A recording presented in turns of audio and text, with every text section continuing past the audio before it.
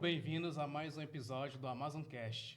Eu sou o Alisson de Amaral e estamos aqui com a minha colega de bancada, a Aline Beatriz. Você está bem, Aline? Tô bem, obrigada. Boa noite, pessoal.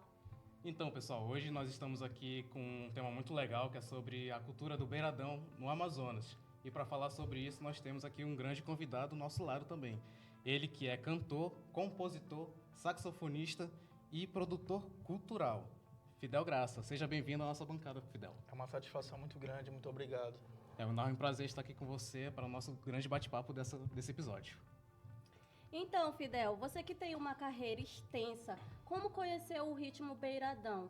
E conta também pra gente um pouco da sua carreira no meio artístico. Bem, eu vou começar dizendo que eu nasci no lugar onde o beiradão é o movimento, é a cultura. Então, eu sou do interior, sou de Borba, então eu nasci ouvindo beiradão e cresci praticamente desenvolvendo essa cultura, esse ritmo em mim. Que legal. Certo. Muito legal. Bom, você tem um bom tempo, né, na cultura, né, desse estilo musical e tem bastante experiência.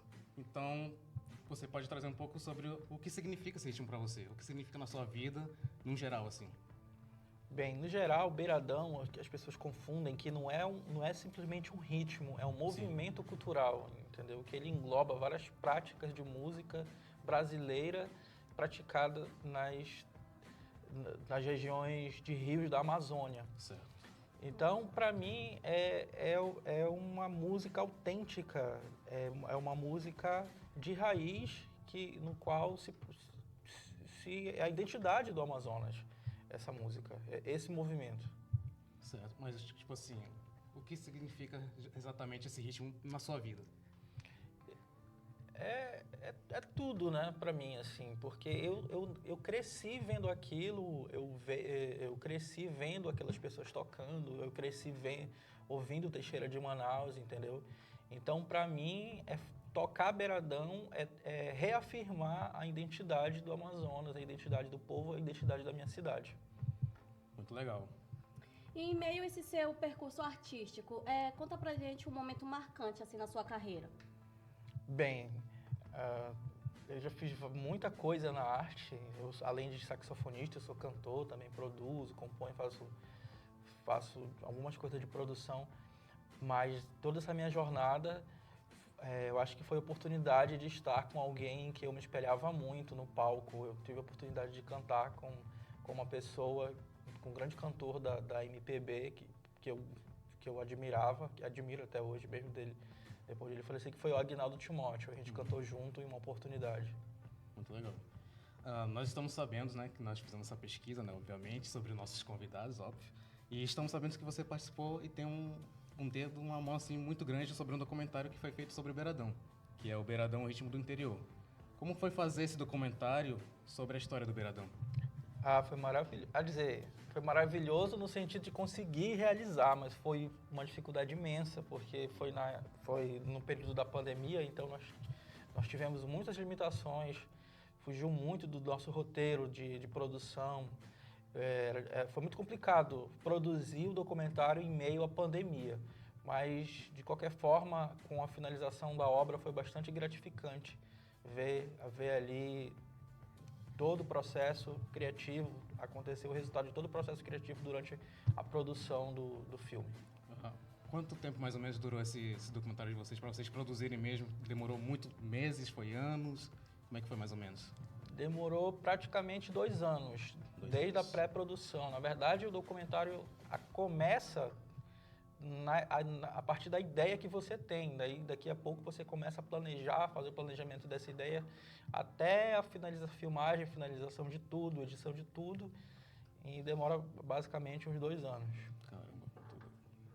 Com sua vasta experiência e bastante compromissos, projetos criados, como você organiza e gerencia esses eventos atualmente? Bem, para falar a verdade, eu não sou assim que dizer aquela pessoa, nossa, como ele é organizado, né? Mas eu costumo fazer por prioridades. Então, o que é mais prioridade, eu dedico meu tempo, minha energia para tentar resolver. E depois eu tento organizar para que as outras coisas aconteçam da forma que devam acontecer. Certo. Então, assim, nós temos, provavelmente o nosso público também não sabe tanto sobre esse ritmo, né? É um ritmo, assim, que hoje em dia não é tão, assim, mais falado como foi na época de Ascensão. Então, teria como explicar um pouco sobre, para o nosso público, principalmente, que está acompanhando a gente agora, sobre como foi a origem desse ritmo aqui no Amazonas e sobre como ele teve essa ascensão no estado. Bem, como eu falei, o beiradão é uma coisa que surgiu na década de 40, na década de 50, com aquelas bandas de militares, né? E esse nome beiradão, ele foi cunhado pelos radialistas da época que chamavam as pessoas para participar nas festas nas comunidades do beiradão. Então, eles falavam, vai ter uma festa no beiradão do Catalão, vai todo mundo para lá, galera, então, os radialistas dessa época, entendeu? Certo. E na verdade, como eu falei, são vários ritmos. É porque na época os saxofonistas eles ouviam o que tocava na Rádio Nacional. E é muito interessante a gente também falar nesse processo porque se questiona, muita gente se questiona como que o saxofone, que é um instrumento caro, é uma coisa assim de difícil aquisição, foi parar nas beiras dos rios da Amazônia, né?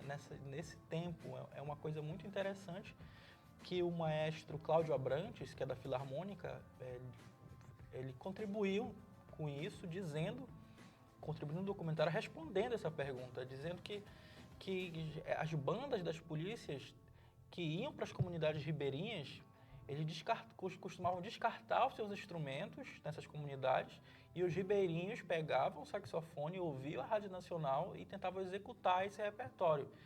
E isso, a partir dos anos,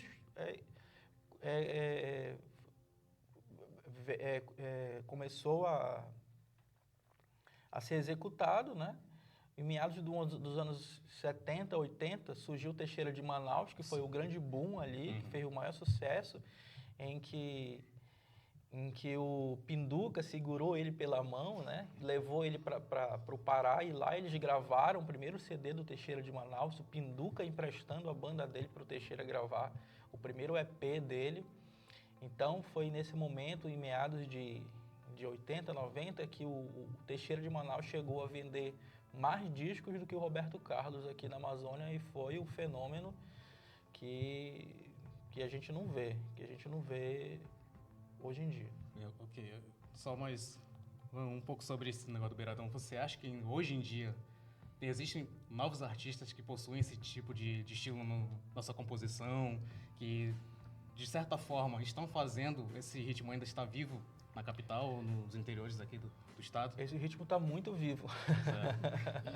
Poderia citar pra gente, né, alguns artistas daqui, caso o público não conheça também, né? Ah, É uma nova geração e tal. A gente tem vários saxofonistas que atuam aí, tem vários cantores também que se auto-intitulam cantores de beiradão, e eles estão certos nisso, porque é um processo que ele vai ali se atualizando, vai mudando.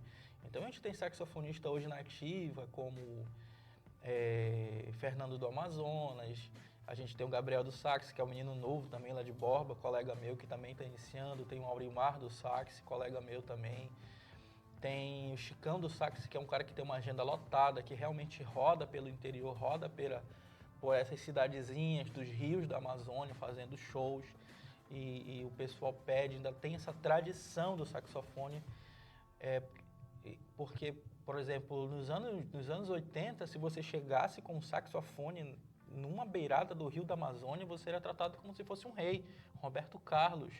Hoje nem tanto, mas ainda tem aquela paixão pelo instrumento, aquela paixão pelo som, entendeu? Ainda tem aquela tradição das festas, das comunidades dos santos terem essa agregação do instrumento na cultura do caboclo, do ribeirinho do interior. Certo. Só para finalizar o nosso episódio de hoje, então você é de Borba, certo? Sim. Conta pra gente como é o beiradão por lá, algumas de suas particularidades. Olha, eu vou contar uma coisa muito interessante de Borba. Acho que não difere muito das outras cidades do interior, não. Apesar de que a gente tem, né, claro que os artistas que a gente cresce vendo, eles têm um significado pra gente muito maior do que os outros. Mas lá em Borba teve uma ocasião que o meu primo, que foi prefeito, o Antônio Graça, Ele contratou o Teixeira de Manaus em meados dos anos 90, quando ele foi prefeito. Ele contratou, acho que umas 100 vezes o Teixeira de Manaus, por tanto que era essa efervescência. Inclusive, ele levou o Teixeira de Manaus para uma comunidade indígena lá que tem, e o pajé não acreditava que era o Teixeira, então ele teve que levar um disco do Teixeira lá, e o próprio mesmo Teixeira tocando, porque era uma coisa assim muito, muito grandiosa para a época, né? Então, lá, o que aconteceu? Esse prefeito saiu, né, com processo político normal, entrou um outro, e ele falou assim numa reunião: olha, vocês viam aqui Teixeira de Manaus no café, no almoço e na janta. Agora eu estou trazendo a Joelma aí para vocês. Aí, o que aconteceu? Em 2012, quando o Teixeira de Manaus fez o último show da sua carreira, que foi no Teatro Amazonas, que ele foi homenageado no Festival de Jazz, veio uma comitiva de Borba nos barcos da minha família. Minha família tem barcos com a camisa escrita Teixeira de Manaus, nós te amamos, no café, no almoço e na janta. Então, assim, eram umas 200 pessoas com essa camisa.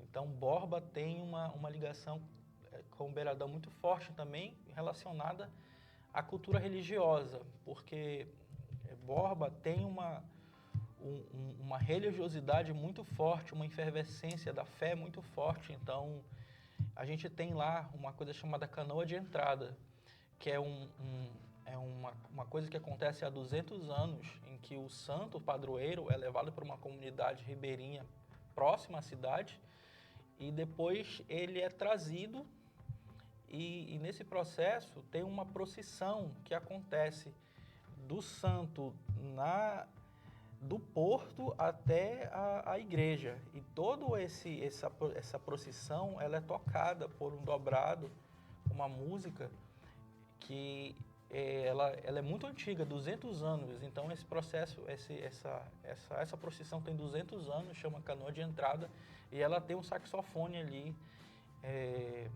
relacionado à religiosidade, assim como tem, né? Porque nas outras cidades, o saxofone, as festas de interior, também são relacionadas a santos, né? A Igreja Católica e tal, toda aquela situação. Então, tem essa relação com a religiosidade muito forte, né, Borba? E o saxofone ali inserido nesse processo artístico, cultural, enfim. Nossa, interessante. Só mais uma curiosidade, antes da gente finalizar de verdade, e voltando um pouco sobre o documentário, tem como o público, e até nós mesmos aqui, acompanharmos esse documentário em algum lugar? Existe algum lugar que possamos acessar para poder assistir e entender melhor sobre esse movimento cultural? Olha, eu costumo dizer que as coisas, quando são expostas gratuitamente, elas não têm muito valor, assim, né? Então, foi muito por isso, assim, que eu não quis colocar o documentário aberto no YouTube, assim como outras pessoas fazem, né? Eu fiz algumas exibições e tal, enfim, mas todo mundo que tiver interesse, eu posso colocar meu contato aqui, eu mando o link para vocês assistirem o documentário sem problema nenhum e conhecer um pouco mais sobre a nossa cultura amazonense, sobre Borba. Inclusive, a gente vai entrar agora em junho, então dia 1º a 13 de junho, em Borba, acontece a festa religiosa de Santo Antônio de Borba, que vai acontecer essa canoa de entrada, essa tradição que já vem aí de mais de 250 anos, entendeu? Então é uma coisa muito bonita. Então tá todo mundo convidado e o documentário vai ficar à disposição para quem quiser. Olha aí, que tá legal. Então fica aí o convite, né, do nosso convidado, do Fidel. E gostaríamos de agradecer demais a você por ter cedido esse espaço pra gente, desse tempo. E curto, né? É curto, mas deu pra gente dar uma trocada de ideia legal, certo? Então, pessoal, esse foi mais um episódio do AmazonCast. Obrigado pela sua presença, Fidel. Estamos ficando por aqui e até o próximo episódio. É isso aí, pessoal. Muito obrigado pela audiência de vocês. Até a próxima.